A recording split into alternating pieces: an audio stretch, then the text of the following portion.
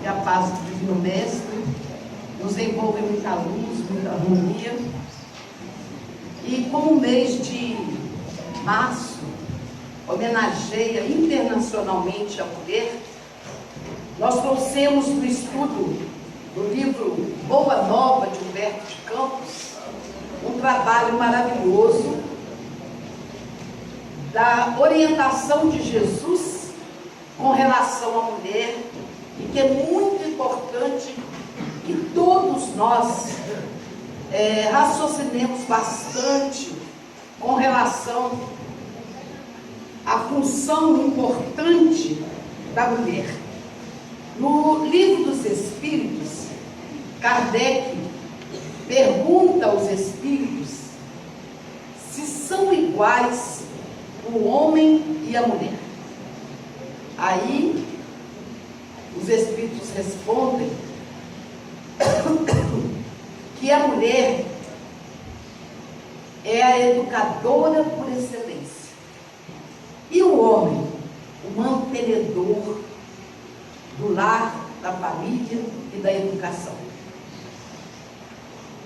Mas se nós vamos buscar lá em Jesus, na época de Jesus, quando a mulher era vilipendiada, a mulher não podia sair de casa sem um companheiro ao lado, ou um filho, sem a figura masculina. Os discípulos questionavam muito isso, e então o nosso querido Simão Pedro, que era o maior interrogador do grupo dos discípulos, ele vai perguntar a Jesus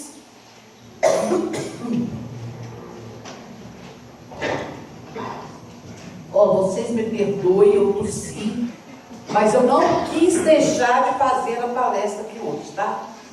Por favor, não se preocupem. Então, Simão Pedro chegou para Jesus, eles estavam conversando, dialogando, falando sobre os trabalhadores, né? E então, Simão Pedro, vendo que existiam muitas mulheres que acompanhavam Jesus, ele quis fazer uma pergunta a Jesus. E ele perguntou: mestre, por que as mulheres são tão maltratadas, vilipendiadas? Por que as meretrizes são consideradas com tanta severidade, apedrejadas? Então, Jesus olhou para Simão Pedro e disse para ele: Simão, você está com medo, está temeroso porque as mulheres me acompanham? Não temas por mim, Simão, porque eu venho de meu Pai, e eu não devo ter outra verdade a não ser a de cumprir os seus desígnios sábios e misericordiosos. Jesus falou dessa maneira, com muita bondade, com muito carinho, para Simão Pedro, e disse para ele: ouve, Simão, a lei antiga manda apedrejar a mulher que foi pervertida e desamparada pelos homens. Entretanto, também determina que amemos os nossos semelhantes como a nós mesmos. E o meu ensino é o cumprimento da lei pelo amor mais sublime sobre a terra. Poderíamos culpar a fonte quando um animal lhe polui as águas? Olha que pergunta, hein? De acordo com a lei, devemos amar um e o outro, seja pela expressão da sua ignorância, ou seja pelos seus sofrimentos. E o homem considerado fraco, mas a mulher é sempre considerada como uma sofredora. O velho pescador recebia a exortação com um brilho nos olhos, e ele então pergunta para Jesus: Mestre, vossa palavra é a da revelação divina. Quereis dizer então, mestre, que a mulher é superior ao homem na sua missão terrestre? O que será que Jesus respondeu para Simão Pedro? Não, Simão, uma e outro são iguais perante Deus. E as tarefas de ambos equilibram o caminho da vida, completando-se perfeitamente para que haja em todas as ocasiões o mais santo respeito mútuo. Olha que coisa linda. Como é importante a gente parar para pensar com relação a isso. Precisamos considerar, todavia, Simão, que a mulher recebeu a sagrada missão da vida. Tendo avançado mais do que o seu companheiro na estrada do sentimento, ela está por isso mais perto de Deus, que muitas vezes lhe toma em coração por instrumento de suas mensagens cheias de sabedoria e de amor. Porque em todas as realizações humanas há sempre o traço de ternura de uma mulher, levantando obras imperecíveis na edificação dos espíritos. Na história dos homens ficam somente os nomes dos políticos, dos filósofos e dos generais, mas em todos eles são filhos de uma grande heroína, que passa no silêncio, desconhecida de todos, muitas vezes dilacerada nos seus sentimentos mais íntimos, ou exterminada nos sacrifícios mais pungentes. Mas também Deus, Simão, passa ignorado em todas as realizações do progresso humano. E nós sabemos que o ruído é próprio dos homens, enquanto o silêncio é de Deus, síntese de toda a verdade e de todo o amor. Por isso, Simão, as mulheres mais desventuradas possuem no coração o gênio divino para a redenção da humanidade inteira, que seu sentimento é de ternura, é de humildade, e será em todos os tempos o grande roteiro para a iluminação do mundo, porque sem o tesouro íntimo da mulher, nós não teríamos a humanidade. Porque todas as obras da razão humana podem parecer como um castelo de falsos esplendores, mas a mulher é a mãe, ela é também a criadora. Tens razão, Senhor, disse Simão Pedro. Sim, Pedro, nós temos razão, replicou Jesus com bondade. E será ainda a mulher que buscaremos confiar a missão mais sublime na construção evangélica dentro dos corações, no supremo esforço de iluminar o mundo, pois é dela a responsabilidade de construir nos corações dos pequeninos a orientação para crescer, evoluir no mundo e trazer para nós o beijo do sol, de um reflexo dourado, o leque móvel das águas, que as correntes claras do Jordão enriquecem.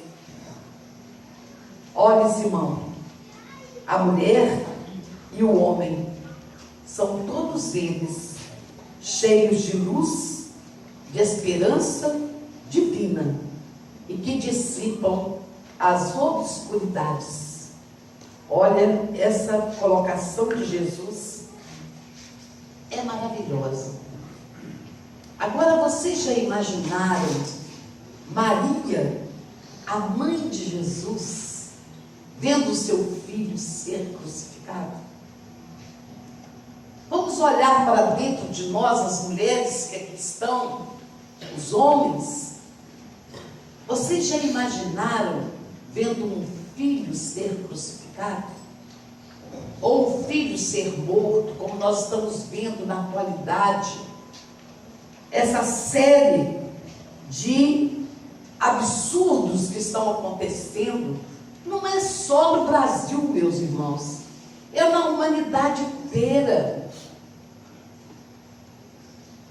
Então, a gente começa a lembrar daquele momento em que Maria, em frente à cruz de Jesus, vendo aquele filho agoniado, sofrendo, o que ela passou. E ela então começa a ter uma lembrança, que isso acontece no coração das mães. Ela volta lá no passado e ela começa a lembrar de quando foi anunciado para ela que ela seria a mãe do Messias prometido. Olha a responsabilidade dessa mulher.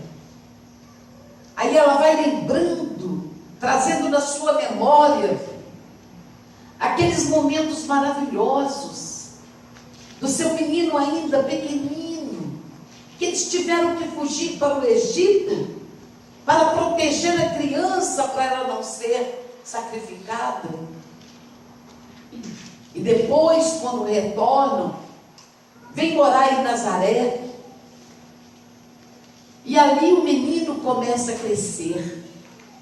Aquele menino doce, suave, e que nas menores coisas ela reconhecia a intervenção da providência divina. E aí, naquela hora, ela começou a lembrar de quando o menino lutava para ajudar os mais pobres, os necessitados. Ele, uma criança, ajudando o pai da carpintaria. E ela olhou para o filho e perguntou: meu filho, que fizestes por merecer tão duras penas? Por que você está sofrendo tanto desse jeito? E aí, ela começou a lembrar de quando ela ia buscá-lo nas estradas empedradas, que ele fazia aquele caminho para conversar com os transeuntes que vinham para Nazaré, porque eles moravam um pouquinho distante da aldeia. E ela tinha muitas vezes que buscá-lo. Quem chegava lá encontrava ele conversando com os assaltantes, tratando-os com o maior carinho. E ela ficava preocupada. Um dia, ele chegou em casa com 2 malfeitores, reconhecidamente malfeitores do Vale do Miséria. E então, ela reconheceu os malfeitores e chamou o menino lá dentro. Meu filho, o que fizestes? Eles são 2 malfeitores, reconhecidamente malfeitores. Ele foi e disse para ela: mãe, eles são nossos irmãos. E eu gostaria que você lhe desse um copo d'água, um caldo quente, porque eles estão famintos. Aí, Maria ficou impressionada com aquela doçura daquele menino. E ele então saiu de perto de Maria, depois que ela atendeu aos 2 transeuntes, né? E foi para a carpintaria de José. Aí ela foi, perguntou para si mesma: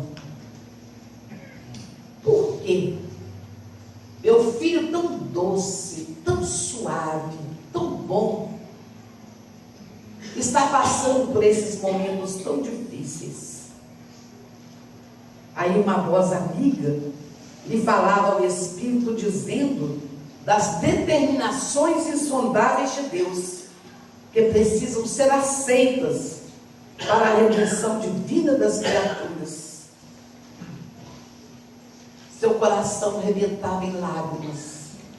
Ela olhava o filho ali sofrendo e seu coração rebentava em lágrimas. E ela notou naquele momento que Jesus atingira o último limite dos padecimentos. E em meio a algumas mulheres compadecidas que ali estavam, que ele acompanhava, e o único discípulo que teve coragem de acompanhar Jesus, de acompanhar Maria até o último minuto, foi João, o evangelista, que vocês cantaram maravilhosamente a música de Francisco de Assis, que nada mais é do que a reencarnação de João Evangelista. Essa doce figura de João e essa doce figura de Francisco de Assis. As mulheres estão ali à volta dela, e apenas o discípulo mais jovem não teve medo de também sofrer a maldade que estavam fazendo com o Mestre Jesus. Aí Maria olha novamente para ele e olha para João, que lhe estendia os braços amorosos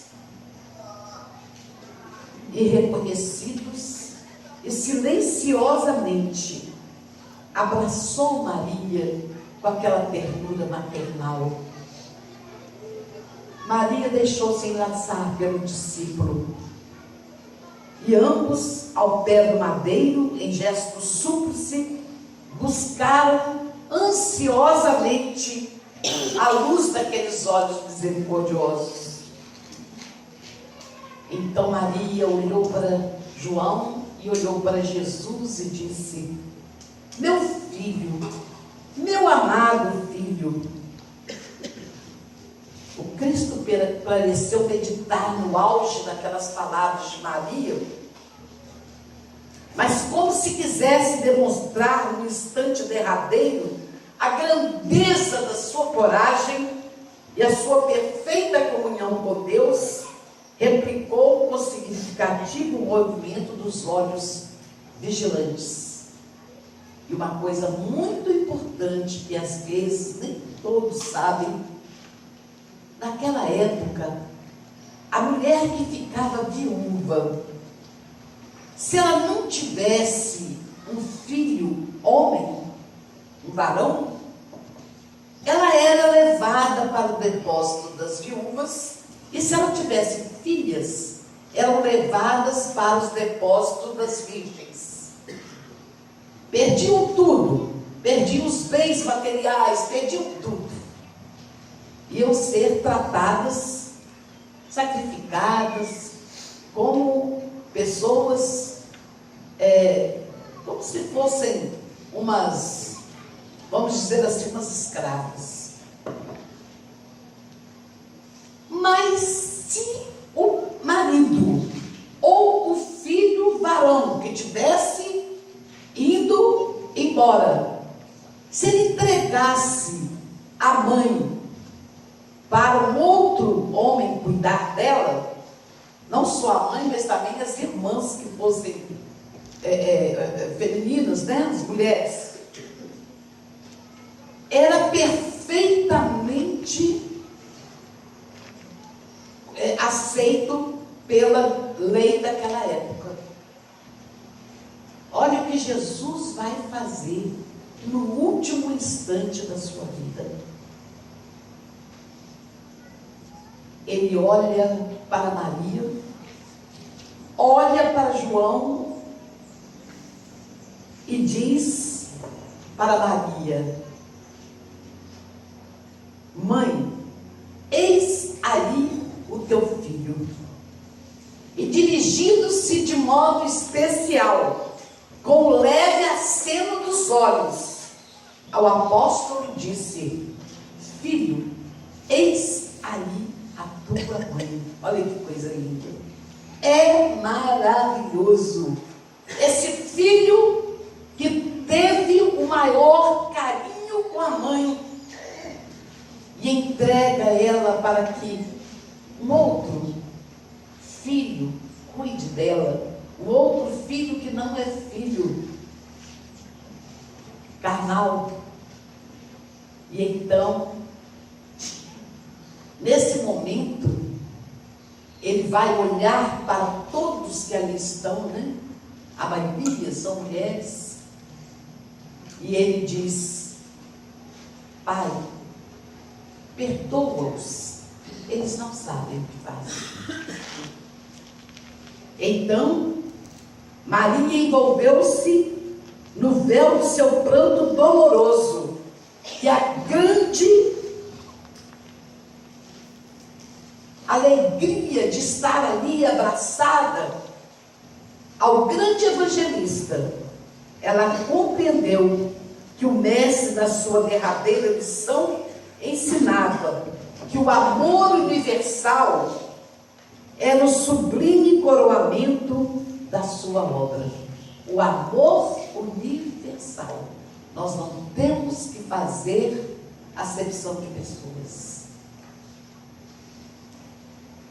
Não importa para nós se eu sou rica, se eu sou pobre, se eu sou negro, se eu sou branco, se eu sou estrangeiro, se eu sou brasileiro. O importante é que nós somos todos irmãos. Isso é que é mais importante para a história da humanidade. E se nós pegarmos o Evangelho segundo o Espiritismo, no capítulo 7, Kardec vai nos falar sobre tudo isso, maravilhosamente. Então, Maria, naquele momento, ela entendeu que Jesus, ele tinha sua cota de amor, não só para o círculo familiar, mas também para todos os necessitados do mundo. E que no templo de cada habitação permaneceria a fraternidade real, para que a assistência recíproca se praticasse na terra, sem serem precisos edifícios exteriores consagrados a uma solidariedade claudicante. E aí, eles ficaram ali ainda muitos minutos até a equipe de trabalhadores viessem, seguidores, e que gostavam de Jesus, fossem retirá-lo da cruz e levá-lo para o sepulcro. Maria se afasta e vai com João para a casa de Maria Marcos, que é a mãe de Marcos, o evangelista, que naquela época era ainda um menino, praticamente uns 14, 15 anos que ele deveria ter. E se reúnem ali, conversam e passa os momentos, né? daqueles dias difíceis. E ao terceiro dia, eles vão se preparar para ir até o túmulo de Jesus. Acontece que Maria de Magdala, ela vai primeiro. E aí, ela está ali no local, no jardim, né? E ela adentra o túmulo e vê que o túmulo está vazio. Só estão ali os lençóis que cobriam o corpo de Jesus. E ela sai muito apavorada. Eles roubaram o corpo de Jesus. Foi o que ela pensou de imediato. Então ele aparece para ela e fala com ela. Vocês me desculpem, gente, mas eu estou...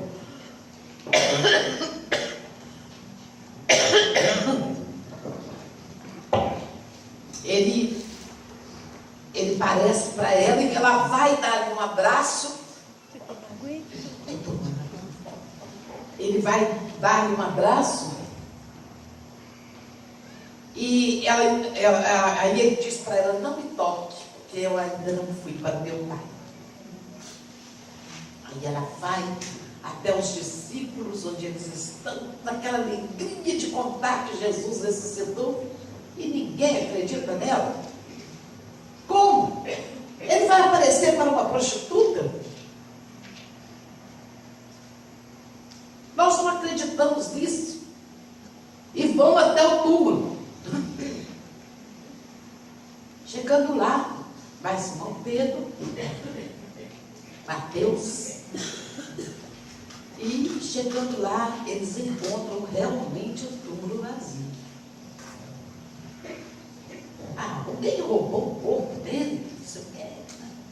Aí voltaram lá para a casa o cenáculo, que eles chamam de cenáculo, é um salão que tinha na casa. Maria Marcos, ela chama Maria Marcos porque ela é esposa de Marcos e tinha o filho Marcos, né? Aí eles lá dentro conversando aquela coisa, né? Jesus então adentra as portas e diz para eles: a paz esteja convosco. Só nesse momento que eles caíram em si e acreditaram que Maria de Magdala realmente estava falando a verdade. Então, ele vai ficar com eles até mais ou menos uns 40 dias e depois vai partir para o plano espiritual. E no último diálogo que ele vai ter com os discípulos, né? Eles sentam à beira do mar, põem aqueles peixes, assando aqueles peixes, e Jesus então se dirige a Simão Pedro, que havia negado Jesus 3 vezes. Ele pergunta para Simão: Simão, tu me amas? Ó mestre, eu te amo, então apacenta as minhas ovelhas. Comeu mais alguma coisa? Pela segunda vez ele perguntou: Simão Pedro, tu me amas? É claro, mestre, que eu te amo. Por que você está me perguntando?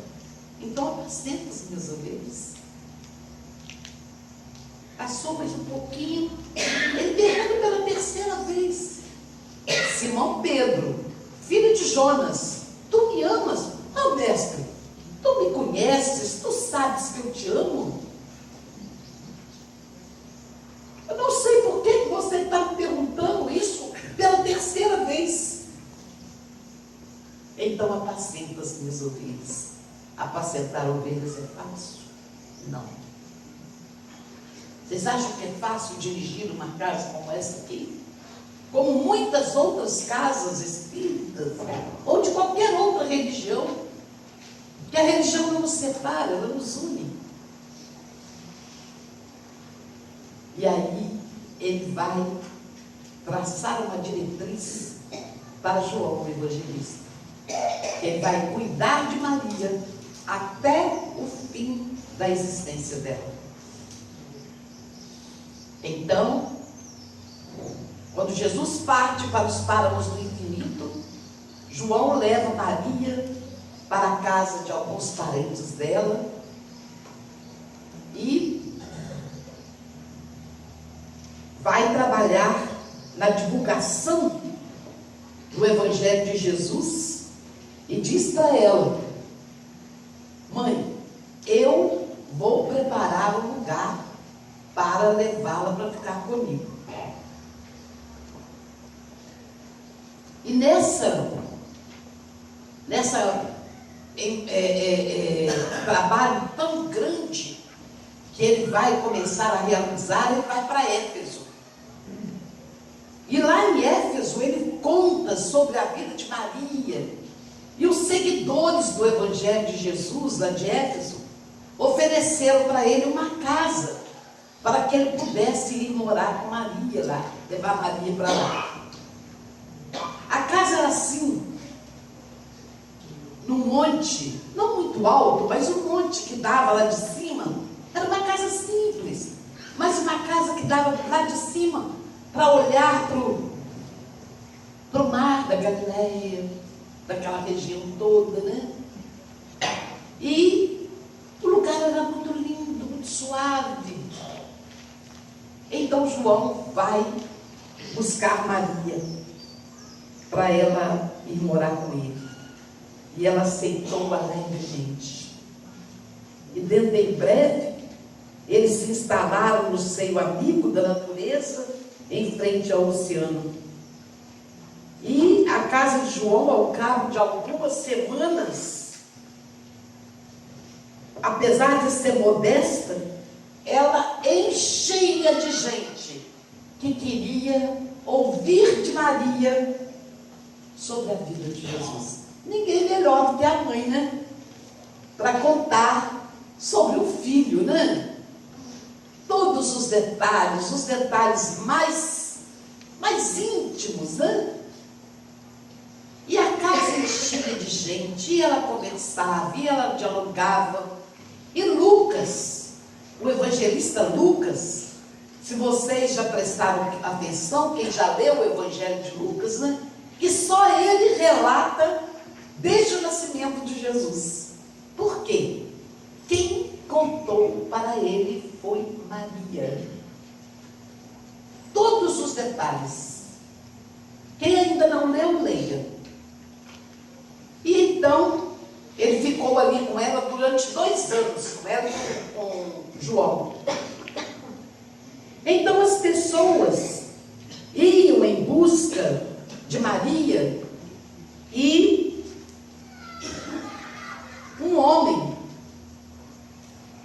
passou a chamar a choupana de a Casa da Santíssima. Por isso que Maria é chamada de Mãe Santíssima. Eles espalharam para todo mundo que Maria era a Mãe Santíssima. E então, as pessoas iam até lá e ele dizia para eles: venham, porque aqui é a casa da mãe do nosso mestre, a nossa Mãe Santíssima.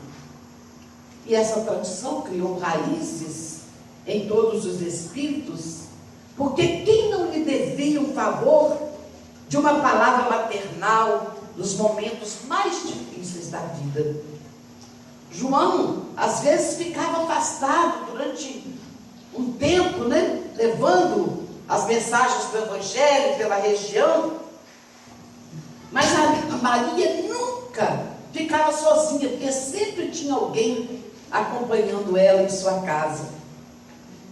E ela não se esquivava às homenagens afetuosas dos discípulos de Jesus, mas ela se entregava com todo o amor e com todo o carinho aos necessitados. Então,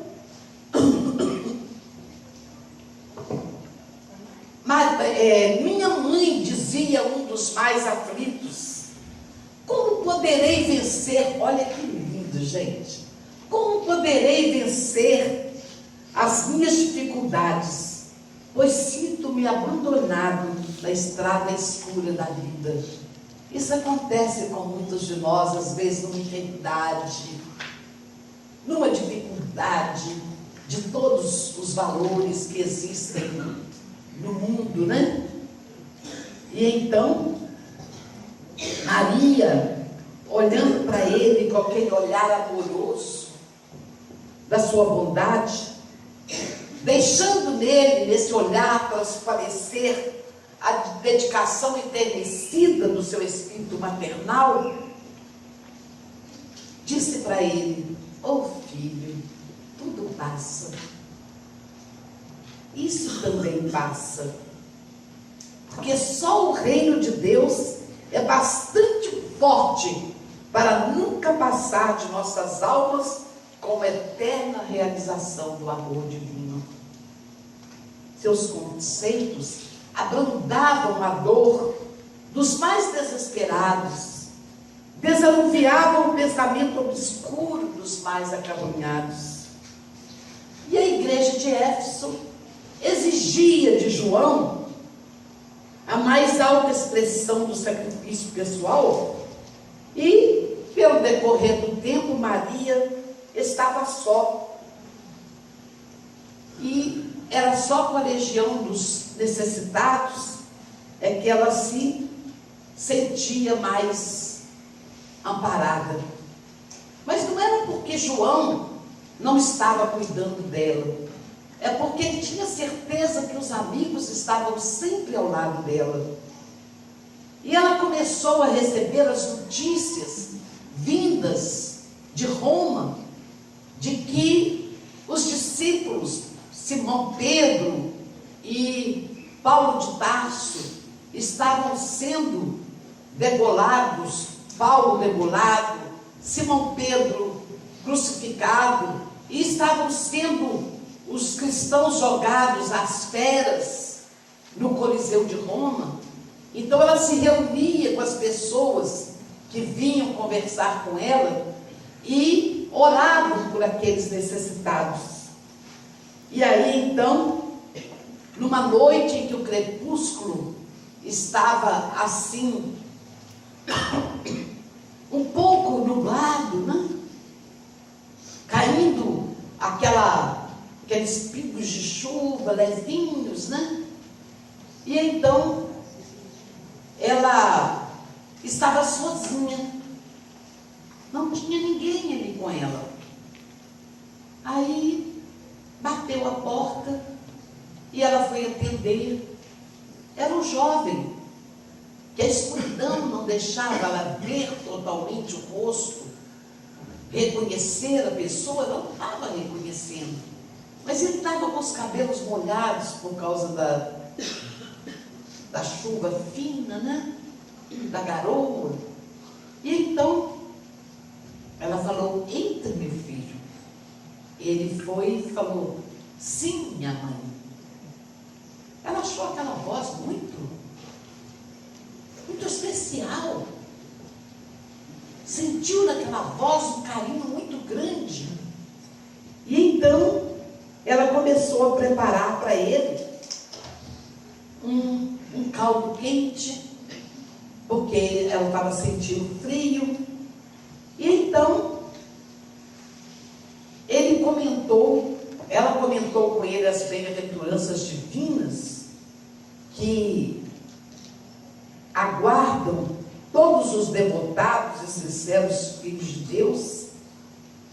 E ele então colocou aquelas mensagens que Maria estava falando com mais ênfase, e ela se sentiu muito emocionada. A emoção dela era grande, tão grande, que ela olhou para ele e disse para ele que ali ele estava com um carinho tão grande que ela nunca tinha recebido alguém com aquela força, com aquela coragem. Então, ela perguntou: por que está pulsando o meu coração? Que emoções são essas que eu estou sentindo? E aí, foi quando o hóspede anônimo lhe estendeu as mãos generosas e lhe falou com profundo acento de amor: minha mãe, vem nos meus braços. Nesse instante, ela fitou as mãos nobres que se lhe ofereciam num gesto de mais bela ternura e, tomada de uma comoção profunda, viu nele as duas chagas, como as do seu filho. Meu filho, as úlceras que te fizeram. E precipitando-se para ele como mãe carinhosa e desvelada, tocando na ferida que lhe fora produzida pelo último lançaço perto do coração. E aí ela sentiu que lá na chaga lateral também ela estava, sob a carícia de suas mãos, e não conseguiu dominar o seu intenso júbilo, e ela desmaiou. Ela tentou se ajoelhar para abraçar os pés de Jesus, e ele disse para ela: sim, minha mãe, sou eu venho buscar-te, pois meu Pai quer que sejas no meu reino a rainha dos anjos. Maria campaneou, tomada de inexprimível ventura, e antes de manifestar o seu agradecimento, ela desmaiou. E no outro dia, dois portadores humildes que desciam a Éfeso, de onde regressaram com João para assistir aos últimos instantes daquela que eles eram devotada ao Santíssimo. Maria já não falava. Nenhuma expressão eles visualizavam nos seus olhos. Estavam fechados. E por longas horas ainda esperou a ruptura dos derradeiros laços que aprendiam a vida material. E uma equipe enviada por Jesus veio buscar Maria para levá-la para os páramos do infinito. E ela pediu: não me leve agora. Eu quero passar, rever os lugares por onde meu filho passou.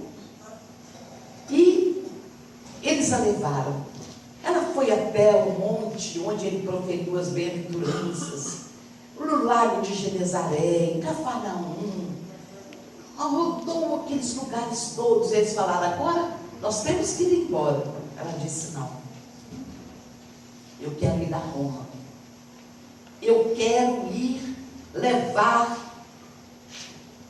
o amparo do meu filho aos cristãos que estão sendo massacrados.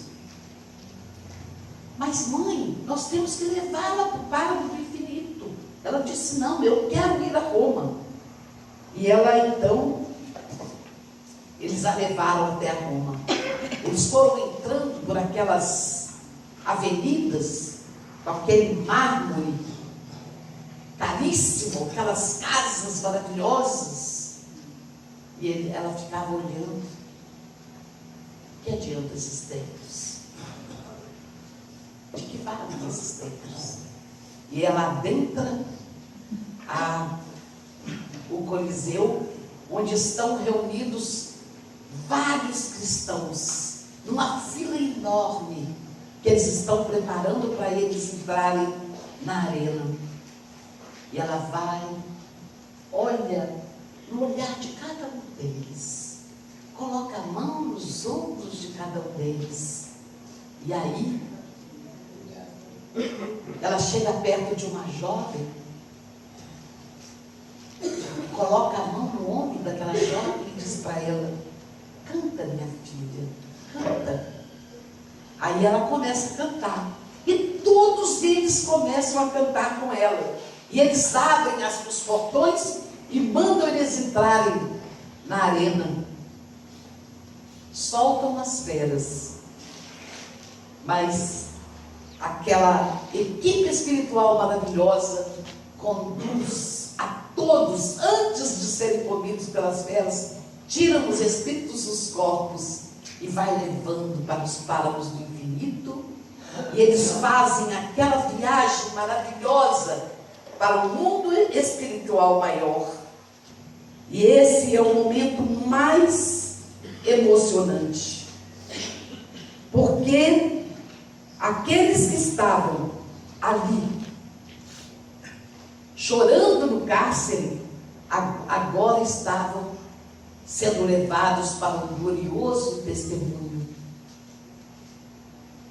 E eles retornam muitas vezes, muitos deles, com a pena rutilante, nas mensagens, nas orientações aos necessitados, aos sofridos.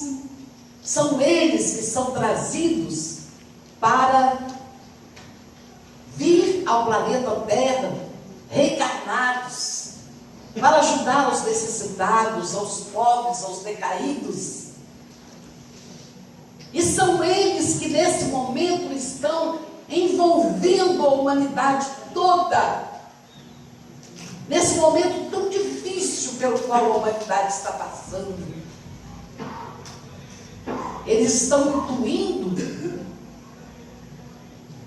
a muitos para levar a palavra do amor, da paz, da harmonia. Por essa razão, irmãos meus, quando ouvirdes o cântico nos templos das diversas famílias religiosas do cristianismo, não vos esqueçais de fazer a oração e o coração num brando silêncio, para que a rosa mística de Nazaré espalhe aí o seu perfume. E o nosso irmão Chico Xavier, no primeiro livro editado das suas psicografias, ele recebeu uma mensagem de Amaral Ornelas, que aí uma jovem de Brasília, lá de Sobradinho, do Centro Espírita Bezerra de Menezes, ela pegou várias mensagens do Parnaso de Além Túmulo e musicou essas mensagens. E essa do Amaral Ornelas é em homenagem a Maria. Eu vou tentar cantar, se eu não conseguir.